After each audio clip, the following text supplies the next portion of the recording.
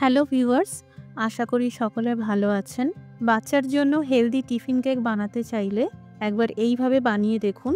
তেল, ময়দা, চিনি ছাড়া ওটস দিয়ে হেলদি কেক প্রেসার কুকারে মাত্র আধা ঘন্টায় ঝটপট বানিয়ে ফেলতে পারবেন। নমস্কার, আমি মৌ। আপনারা দেখছেন মৌয়ের সাথে রান্নাবান্না। রেসিপিটি ভালো লাগলে একটি করে লাইক দিয়ে শেয়ার করে দেবেন।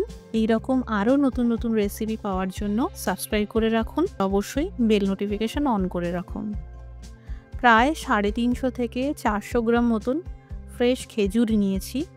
প্রথমেই বলে রাখি, এই কেক বানাতে চিনির পরিবর্তে খেজুরের ব্যবহার করা হয়েছে।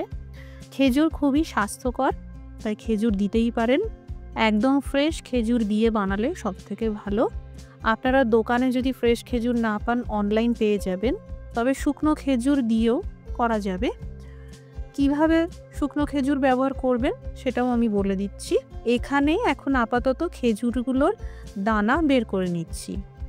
এবার এই খেজুরগুলোকে আধা কাপ গরম দুধে ভিজিয়ে রাখবো, জাস্ট 10 মিনিটের জন্য। কারণ ফ্রেশ খেজুর ব্যবহার করেছি, তাই বেশিক্ষণ লাগবে না। যদি শুকনো খেজুর হয় তাহলে আধ ঘন্টা মতন ভিজিয়ে রাখতে হবে। ততক্ষণে এদিকে মিক্সিং বলে নিয়েছি 2 কাপ ওটস আর 1 কাপ আটা। এবার মিক্সার জারে এটা ঢেলে দিলাম।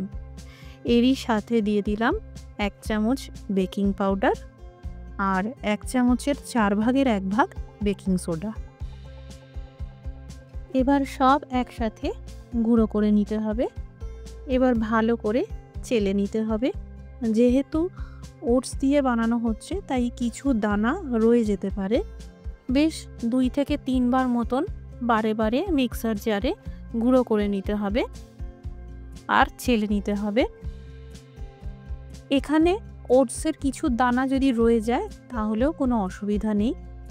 এবার এই দুধে ভেজানো খেজুর মিক্সিতে দিয়ে দিলাম। একদম মসৃণ পেস্ট তৈরি করে নিতে হবে। এই দেখুন, এরকম স্মুথ পেস্ট তৈরি করে নিলাম। এবার এই পেস্ট ওটস আর আটার মিশ্রণে দিয়ে দিলাম।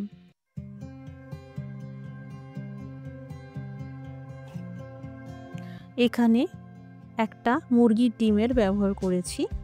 যারা নিরামিষ পদ্ধতিতে কেকটা বানাতে চাইছেন, একটা ডিমের পরিবর্তে 1 কাপ টক দই দিয়ে দেবেন, তাহলেই হবে।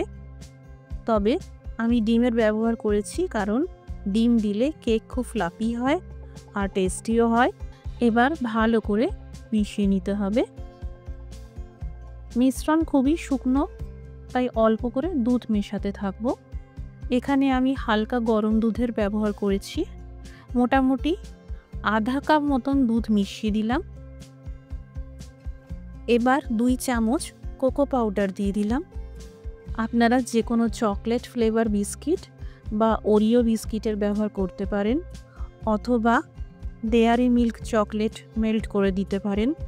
যদি চকলেট ফ্লেভার পছন্দ না হয় তাহলে ভ্যানিলা এসেন্স ফ্লেভার দিয়েও বানাতে পারবেন। আবারও সামান্য করে দুধ দিয়ে ভালো করে মিশিয়ে নিলাম। এই রকম ঘনত্ব রাখতে হবে। মিশ্রণ খুব পাতলা নয়। এই দেখুন, এরকম কেটে কেটে পড়ছে।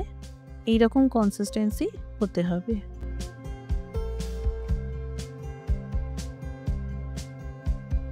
এখানে কেক টিন নিয়েছি, তেল ব্রাশ করে নিলাম। একটা বাটার পেপার দিয়ে আবারও ভালো করে তেল ব্রাশ করে নিলাম। এবার কেকের মিশ্রণটা মোল্ডে আস্তে করে ঢেলে দিলাম। একটু সাবধানে ঢালবেন। এই কেক মোল্ড একটু ট্যাপ করে দিলাম, যদি কোনো রকম এয়ার বাবলস থাকে বেরিয়ে যাবে। এবার উপর থেকে সামান্য করে চকো চিপস দিয়ে সাজিয়ে দিলাম। আপনারা কাজু বাদাম, চেরি বা যে কোনো রকমভাবে পছন্দ মতন করে সাজাতে পারেন। এই দেখুন, এখানে আমার রান্নাঘরে নতুন বন্ধু, নতুন প্যান প্রেসার কুকার। এতেই কেকটা বানাবো। পুরনো প্রেসার কুকারটা আমি আর ব্যবহার করব না, এখন থেকে আমি এইটাই ব্যবহার করব। কেক স্ট্যান্ড বসিয়ে দিলাম। 1 মিনিটের জন্য প্রিহিট করে নেব। প্রিহিট করার সময় কুকারের ঢাকনা একদম লক করে দেবেন না, জাস্ট আস্তে করে বসিয়ে রাখবেন। প্রিহিট করা হয়ে গেলে এবার এই কেক টিনটা বসিয়ে দিলাম। ঠিক ঘড়ি ধরে 35 মিনিটের জন্য বেক করে নিতে হবে। মাইক্রো ওভেনে করলেও 180 ডিগ্রি তাপমাত্রায় 35 মিনিটের জন্য বেক করে নিতে হবে। কেক বেক করার সময় কুকারের সিটিটা খুলে রাখবেন। আঁচটা হাই টু মিডিয়াম ফ্লেমে রাখতে হবে। 35 মিনিট হয়ে গেছে, কুকার পুরো ঠান্ডা হয়ে গেছে। এবার ঢাকা খুলে দেখে নেওয়া যাক। কেক একদম তৈরি। এবার ডিমোল্ড করে নেব।